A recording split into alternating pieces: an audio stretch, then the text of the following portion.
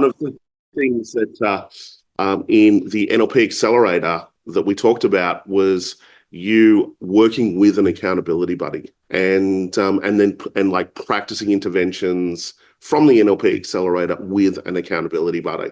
So this is kind of the place to get your accountability buddy, or on the Facebook group, the Accountability Accelerator Facebook group. If you're not part of that group, just reach out to Kim at yourfutureevents.com.au. In fact, anything logistic, reach out to Kim and she can support you. But it's really, really important. And I think for all of our programs to get an accountability buddy, it is really, really helpful to support you, ask questions. You're going through the same journey. Similar limiting patterns are coming up. And sometimes we can have environments that are not necessarily that supportive. And so to have someone that's going on the same journey, that's what a mastermind is, a group of people going on the same journey, but having kind of like a sub-mastermind, like an accountability buddy, is really, really powerful. So let's do a bit of a check-in. What are your wins for the week? How can I help you before we jump into the recap? So my win for the week, my daughter started kindy, which was exciting. Awesome. And I kind of took back a bit of my own power. So I had, in my relationship, Todd was not very supportive. He didn't even know that I was doing this because he was always very negative. You know, he's like, oh, you can't do that. So I noticed your language just then was negative. Yeah. So there's a turnaround, huh? There is. So, you know, I told him that this is what I'm doing. And if you like it, if you don't, you know, so we sat down last night for hours chatting. I was actually practicing on him and he's just kind of had this shift. And I was like, well, great. Okay. Now you've gone from you can't do this to how can I help you? So I woke up this morning like, wow, finally, you know, like, and he's wanting to change also. So it's like a double win. He's gone from so negative all the time to F my life and to, you know, I want to change my career. You know, I'm sick of doing what I'm doing. You know, he's reaching out to different people and I was like, wow, I really should introduce you to Matt. So he's congratulations on board. Yeah. And it's such a relief, you know? And when I said to him, how many times you say to me, oh, you don't know how to do that. He's like, do I? Oh, I didn't realize. I'm so sorry because it's a pattern his mum did to him. And, you know, and I kind of explained what you tell me. And he's like, oh, yeah, you're right. I do that. Oh my God. Honestly, I was like, oh, hallelujah. See, I'd also look at it from a different perspective as well. It also means you're changing. Yeah. So you can't really change another person. Yeah. You can change yourself. One of the presuppositions that we talked about was there's no inflexible communicators, only inflexible practitioners, right? And so if we're not getting the outcome that we want from a communication point of view, or if there's resistance, it's a resistance in us. Yeah. And so I would say that you're becoming more flexible. You're shifting, you're growing, you're looking at the world differently. You're kind of dropping that pattern of, I don't know how, that defense mechanism as well. And so really, relationships are almost like a measurement. You know, if there's conflict, if people are stepping aside, new people are coming in, it's almost, you can use it as a measurement of growth that's starting to occur. And especially by looking at the voices around you. Are the voices around you positive? Are the voices around you talking about, you know, what they want, or are they talking about what they don't want? Or are they gossiping about other people? Or are you talking about bigger stuff like making an impact? These are often signs of growth shifts that are occurring. Let me tell you an experience I had that was huge on this. Like, I started really early on this journey, right? 12 years old, doing all of these courses. And then finally, by the time I was 19, I had the courage to really get out there and launch my first business. And it was in coaching, life coaching, and it triggered everyone. Like it triggered my mum. My mum's a naturopath and iridologist and herbalist. It even triggered her. She was like, are you sure? Her partner, John, specifically, he hated this industry. He was like, it's all a bunch of bullshit. And then my friends, like 12 of my friends, can you believe, they did an intervention on me. They invited me around for dinner. I thought there was only 2 of them and there was 12 of them. And they were like, Matt, we think this is a wrong thing. Now, it's interesting. The person that got through was John. It wasn't those guys because he was more of an authority. And isn't it interesting? The people that you put as pedestals or authorities, you almost accept uncritically what they say. Like they're the ultimate hypnotherapist. Hypnotherapy typically is the ability to follow suggestion. So John was really, really against it, was so triggered, didn't speak to me. And then I had the courage and the resilience to listen to my true voice because I had good mentors around me. And so I launched my business. It was really, really tough. And his words are in my head that this isn't going to work, that I'm too shy, I'm not smart enough, all of these things, that they're a bunch of charlatans, they take your money, all of this stuff. That was playing in my head. But then I started to shift it. I started to change that voice. I started to let go of my attachment to him because that's what was happening. That's why I was holding on to those wounds, was because I was attached to him because he's this authority. I'm what my pattern was, wanting to prove myself, wanting to please, all of those things. But I started to let that stuff go. And I'll never forget it. I grew one of the biggest personal development companies in Australia. I was about 26, 27. And then I basically lost everything overnight. And isn't it interesting? The people that were judging me, so those 12 friends that were judging me, John that was judging me, they were the people that actually rallied around me. They were the ones that said, no, you have to keep doing this. Because I'd lost this relationship. I thought I was going to get married. I lost this $10 million business overnight. That was my rescuer pattern, wanting to help everyone. So it was a big lesson. That's why I launched Your Future Now. It's because I was on everyone else's future. I'm like, your future now. We need to put boundaries in place. But it was interesting. None of those people ever did any of my events. They never came to a Live It Now. They never even heard me present. But every single one of them turned around and said to me, you are so good at what you do. You are the best. You have to keep going. Some of these guys were like, we will invest money in you. We will back you. You cannot stop this. And I always laugh about it because their voices had changed. And what really had changed was my voice inside. That's what had really changed. And so therefore, I wasn't kind of addicted to that wound that they were all connected to, or that false voice that they were all connected to anymore.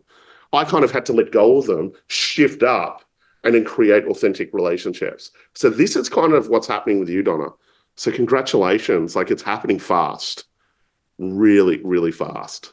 Yeah, when I was in, I'd said a bit about my past and I'd confronted that. So I've come back home to Australia with such a weight lift, and was like all that time where it was like, oh, I should have, I could have, I blamed myself.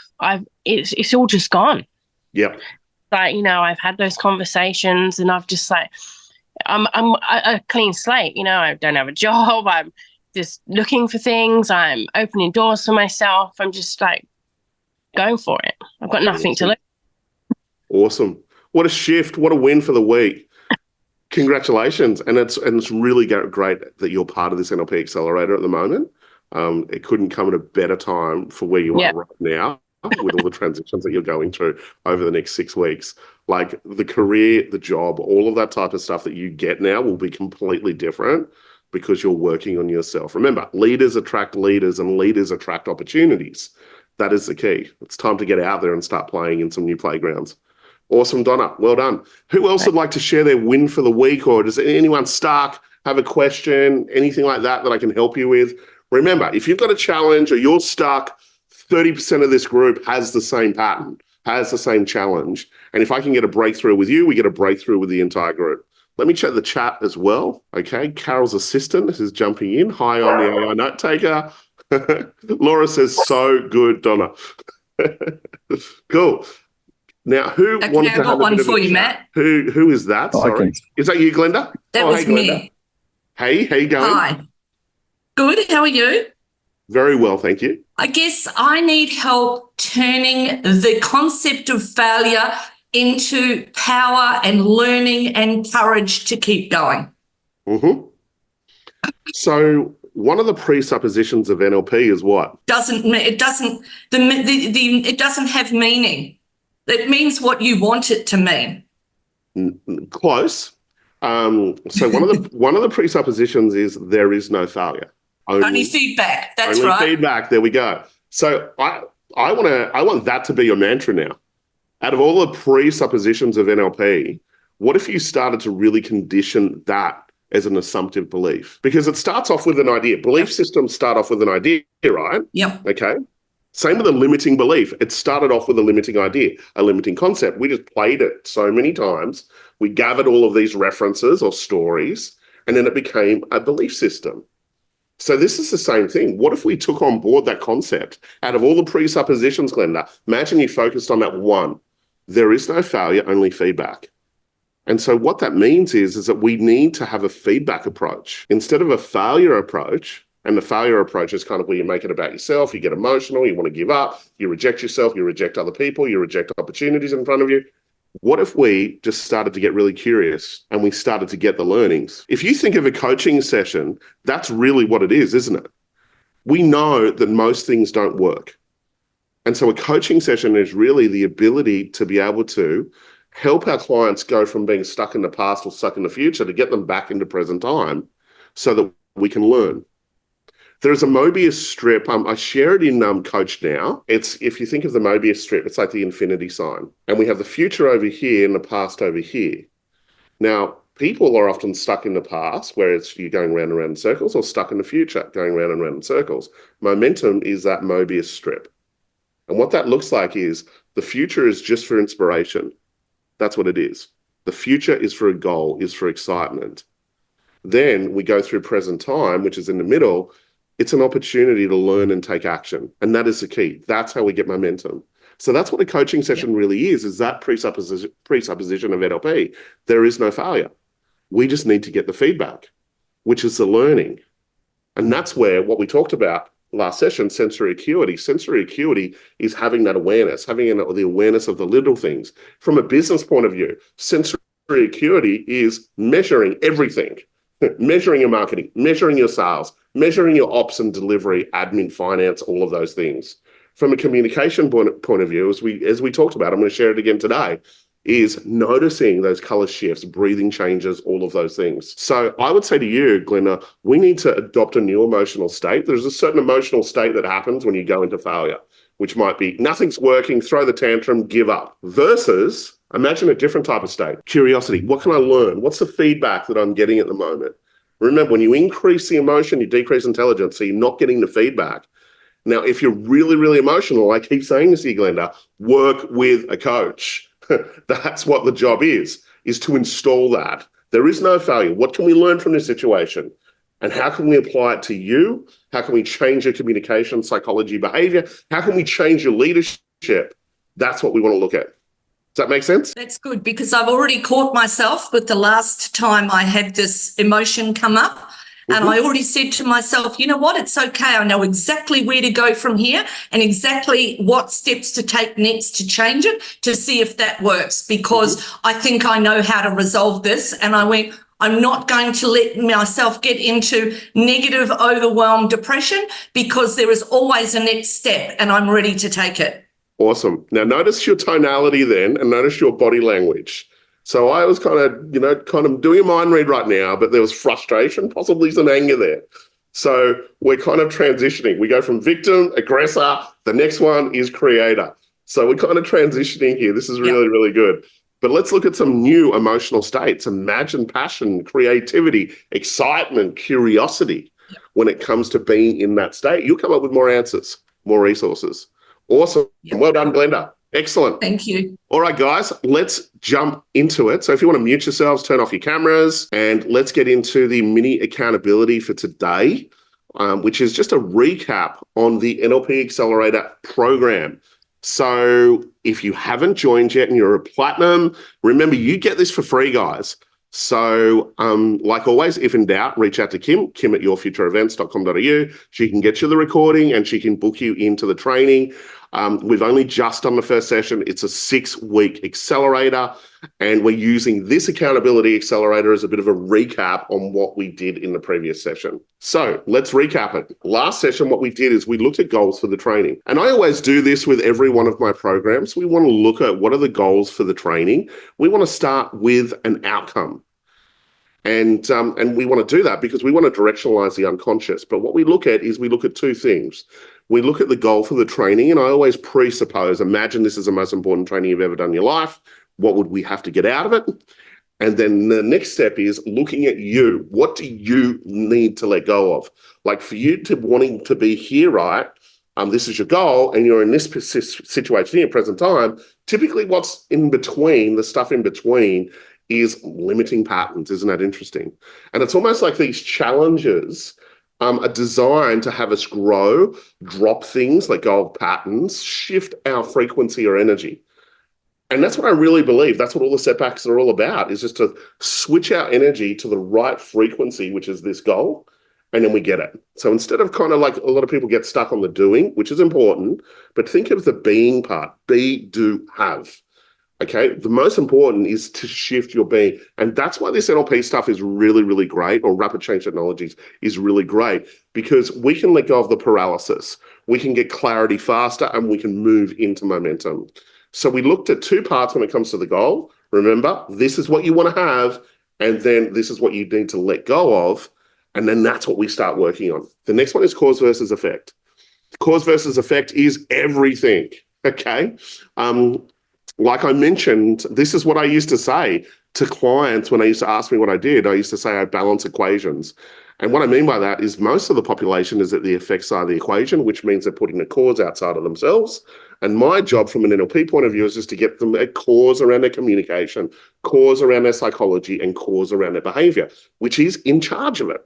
Okay, we're not taught typically how to use this stuff. Well, we're not taught how to use our unconscious mind. So that keeps us at the effect side of the equation, or powerless.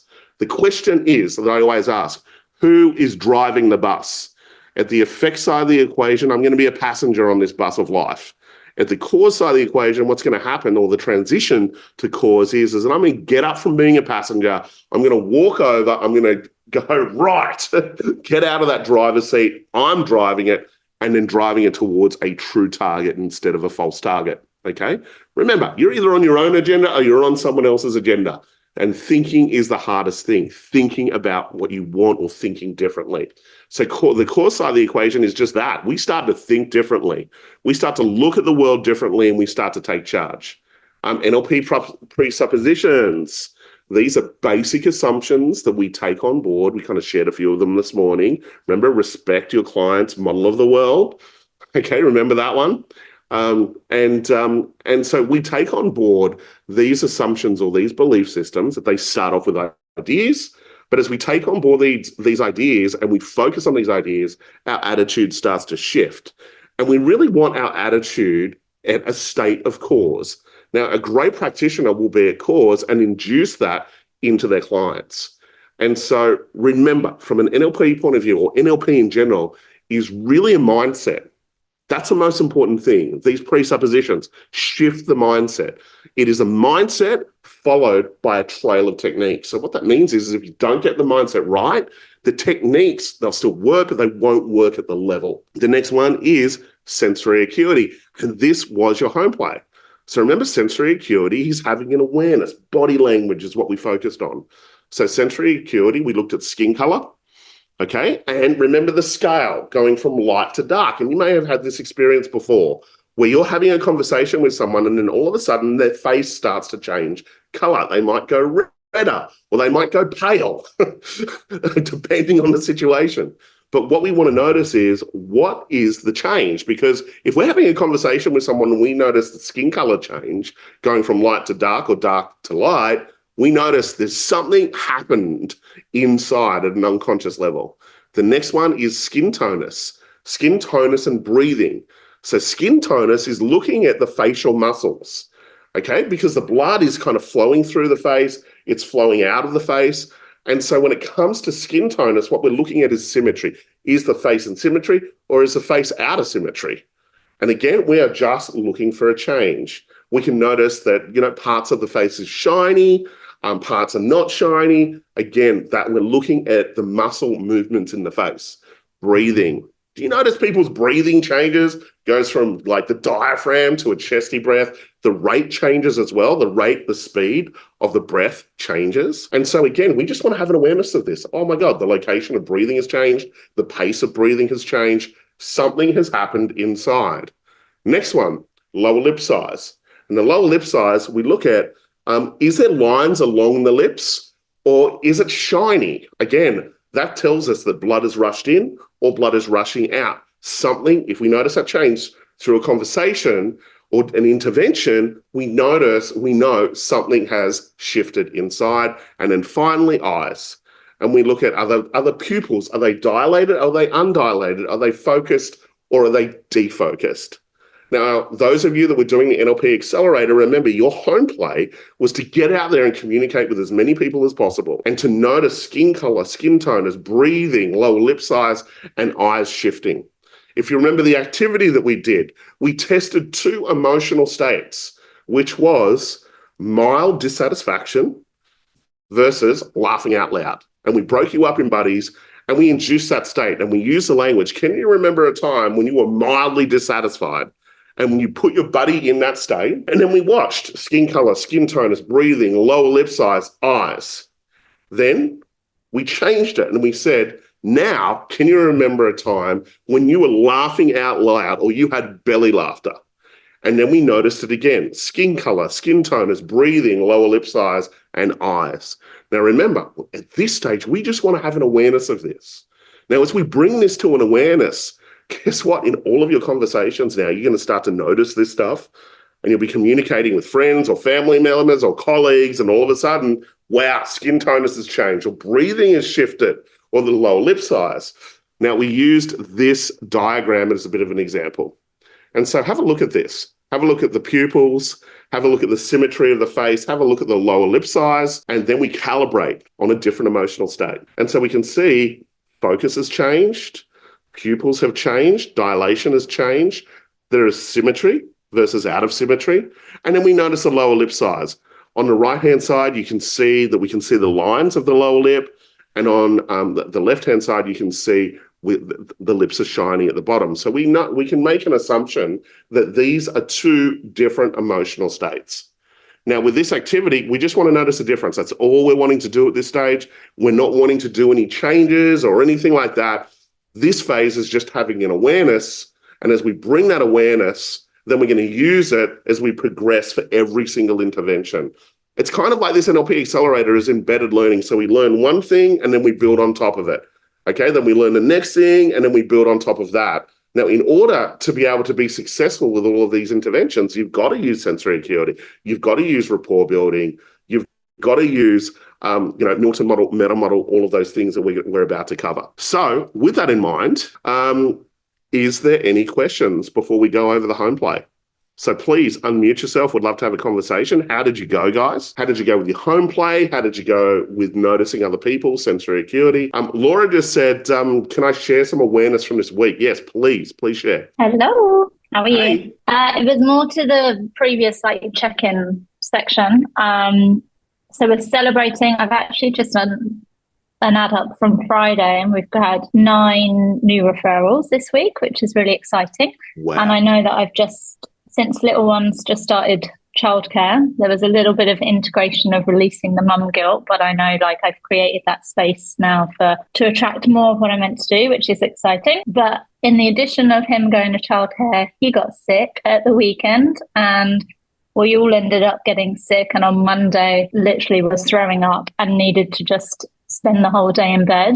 And I could feel this bit of resistance of oh no, I'm going to have to cancel all these meetings and let people down. And often in the past, but it's obviously still lingering, is this then I'm going to have to play catch up. And so yeah, just interesting to see that there's still a bit of resistance from that kind of switching off and a fear of getting behind and things building up. But also I leaned into it. I kind of was aware of it, leaned into it, and then by allowing myself to fully rest on Monday, I actually bounced back on Tuesday with energy and was ready to run again. So yeah, just interesting to notice the pattern that's still lingering, but leaning into it and then accepting it and coming back stronger, I guess, because of it. I'd say really well done.